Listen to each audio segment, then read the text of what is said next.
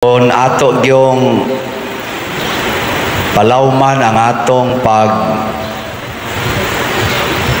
pamalandong sa pagluwas nato, dili gyud sayon ang Ginoo nga gamhanan kaayo mitugot nga pakaulawan, bunogon niya ilansang sa cross sa mga tao nga iyang gimahal. Lingian na imong tupad ing na ikay nakaingon nganong nalansang si Jesus. Ing na ba na ikaw guilty ka? Ing na kanang imong pagsigig pangasaba, kanang imong sigig yaw-yaw, sigig pamalikas, nang sigig nimong sugal, sigig inom, sigig panglibak, sigig dinumtanay, kanang imong kadaw, kanang imong kagarbuhon, kahakog, kanang imong pagkamalaw-ayon, pagkabakakon, maunay na ingnan, nganong ang buutan mahigugmaon nga Ginoo namatay sa cross.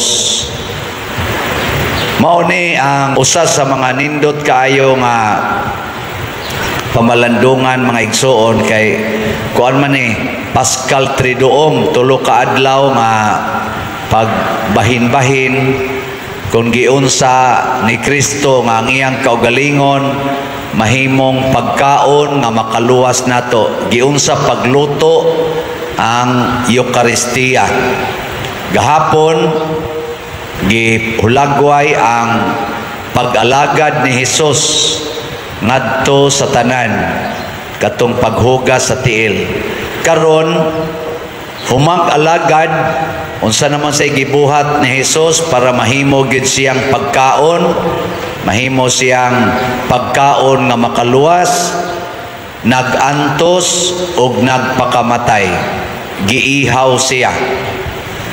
Di man gyud pwede ang pagkaon nga dili nato patyon or dugmokon o nya kon buhi sama ni Hesus nga buhi ihawon gyud aron mahimong pagkaon.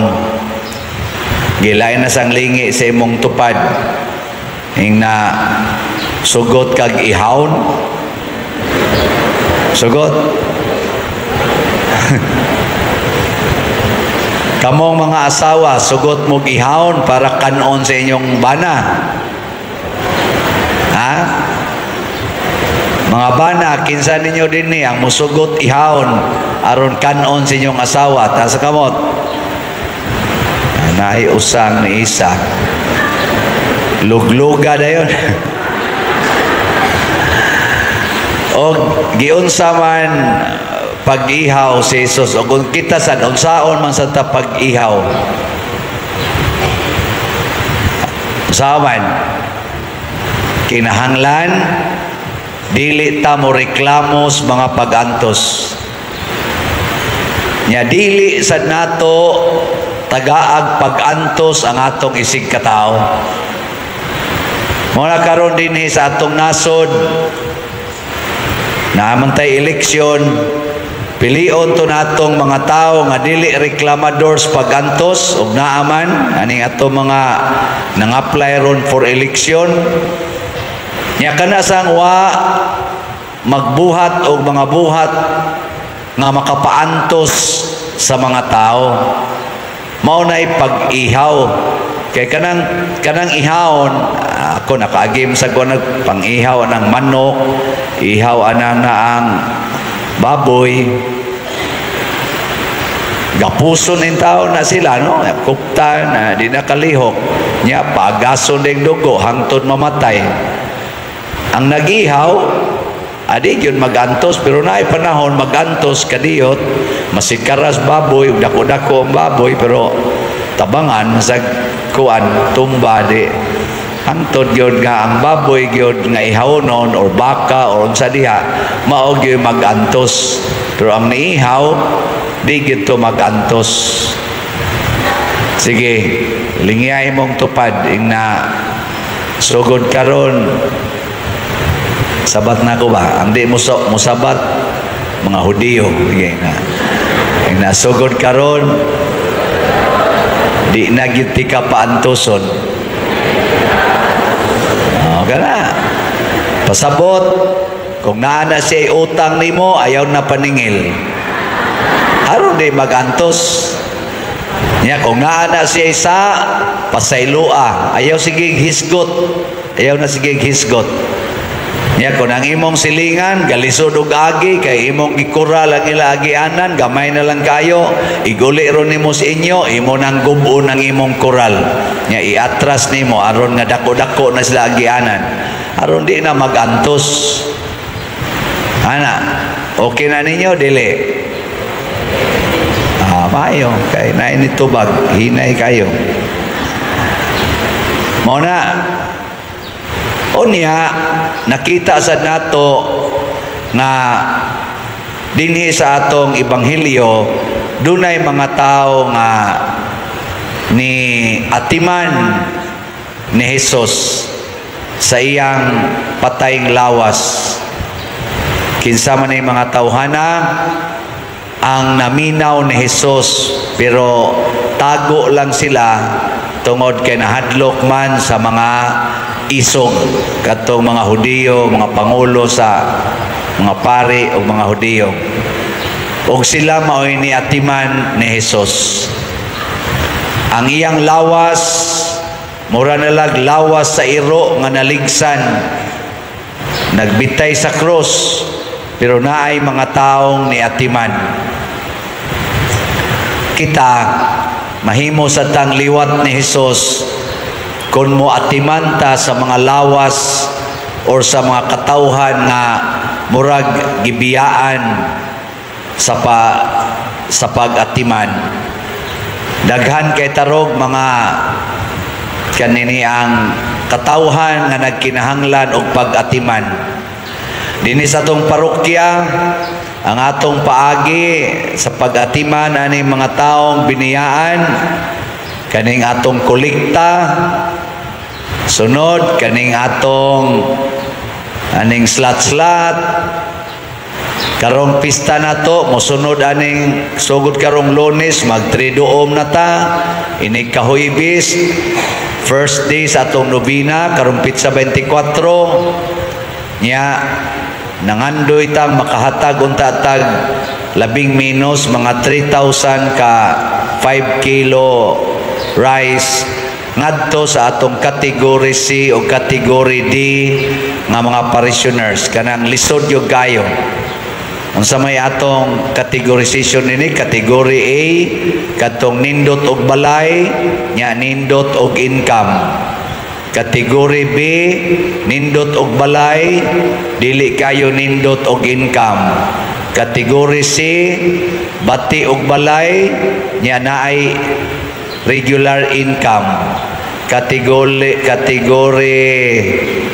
D, bati kay balay, wa pagay klarong income. Mao nay atong categorization. Lingiyay mong tupad. Ing naasa ka ana. Naasa man ka nabilong. Sa A, nindot og balay, nindot og income. B, nindot og balay, bati-batig income. Ang C, bati og balay, bati og income, pero naay income. Ang D, porting bati as balay, wa pagay klarong income. Sa mga D nato dinhi, naay nang-apply nga magpatukod og balay, sobra mga 200, mga almost 300. Kaya di na gid sila kapuyo silang balay.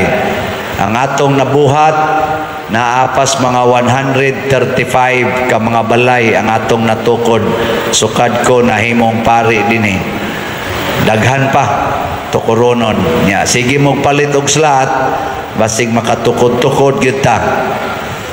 So ayaw palabya ang atong Easter Sunday nga dili mo makapalit og slots. Saman, deal or no deal? Maayo. Human ani karon mo venerate ta sa cross. Humana ning atong liturgy of the word. Kada nato dool sa cross, hatag ang imong commitment. Ginoo, muantos ko para nimo o para sa akong isig katao. Mao nay isulti niya inigdool nimo diri. Ayaw pag-ingon, Ginoo, ayuha ko sa akong sakit. Ginoo, tagae ko grasya. Wa. Mas may pag magdaan na kadaan sa imong ihulog sa sibot o sa basket. Nga ighulog nimo, maingon din ka, Ginoo, muantos na koron para nimo o para sa akong isig katao. Tudloi ko. Haron inighumana aning atong selebrasyon dinhi, mo prosesyon ta didto, mura na tag nag-pilgrims of hope. Mo panaw na ta padulong sa langit, kuyog sa nagpakamatay nga Ginoo, kuyog sa iyang inahan nga nagmasulubon, kuyog sa mga santos nga nakasunod sa pag-antos o kamatayon sa atong Ginoo. Kana mo'y ato rong kuyugan, ighumas prosesyon, aron mabalik ta dinhi, doon na natay renewed commitment as Christians, as Catholics. Daghan kay karon ang tamay na sa Katolikong simbahan. Labi na ginamong mga pari. Kay sige lang kuno migpahayahay sa among kaugalingon. Tinuod ba o dili? Kusga. Ay migulo-ulohe. Daghan sad ang nagtamay karon sa ato mga government officials. Kay sige, labi na dinis Pilipinas, kay sige lang pahayahay sa ilang kinabuhi. Uman sa eleksyon, sige lang pahayahay. Tinuod dili. Di na lang kumuusab og pangutana kay murag lain man. Daghan sad ang nagreklamo ro nato mga Pilipinos, kay naa kuno na nato gyud ang pag-iyahay, kanya-kanyang sikap nya kusog kay manaot sa iyang kapwa Pilipino. Tinuod dili. Bisan kunos mga OFW, siging dinautay lang yapon sila dito. Ang imo rasang kapwa Pilipino mo'y muunay og daot nimo dito atong nasod nga naa mo nagtrabaho. Tinuod dili. Hunongon na ni nato. Mo na mo prosesyon na ta. Magpakabana na ta. Mukuyog na ta sa panaw kuyog ni Kristo.